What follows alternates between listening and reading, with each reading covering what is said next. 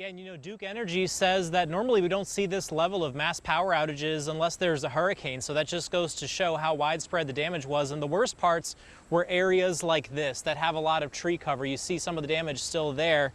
They were able to get the lines clear, and in the short term, fixing that vegetation and all the tree lines going over those power lines, that's the short-term fix. But they say in the long term, there's going to be even more solutions that they're going to need. Down power poles, toppled trees, creating not just a mess to clean up around Durham, but thousands left without power in dangerous heat, some for more than 2 days. And this tree is still down. This is from Tuesday, today is Friday. The tree is still down. And the poles are still looking just like this. They look brittle. From older power lines to more severe weather in years ahead, it's creating a big challenge keeping the grid up to date.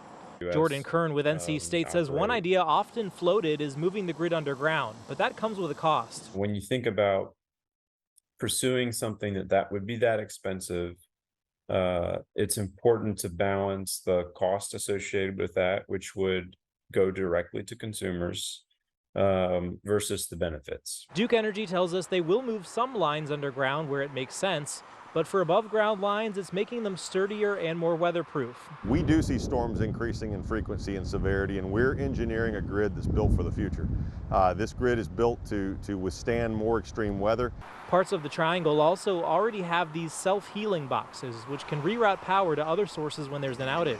What this system does is if it detects a problem on the line, let's say a tree limb or a tree that falls on the line, it immediately looks for other lines in the area that it can reroute power to get power back up for customers. And while that can't stop outages completely, it can mitigate the damage, so people might not be out for days on end. So yeah, we got to do better. Durham has to do better.